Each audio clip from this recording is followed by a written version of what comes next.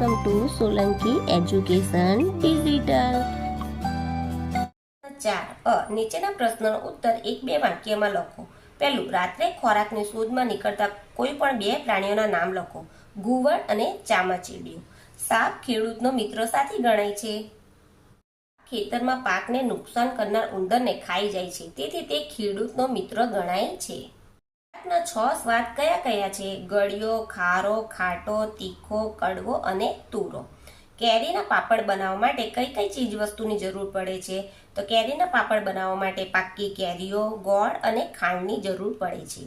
બીજને ઉગવા માટે કયા કયા પરિબળોની જરૂર છે? બીજને ઉગવા માટે હવા, પાણી અને ગરમી વગેરે પરિબળોની જરૂર છે.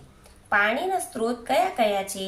તો પાણીના સ્ત્રોતો કૂવા, બોરવેલ, ઝરણા, નદી, તળાવ, સરોવર વગેરે છે. બાષ્પીભવન એટલે શું?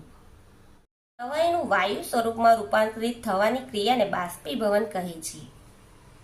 કયા ખોરાકમાં લોહ તત્વ હોય છે?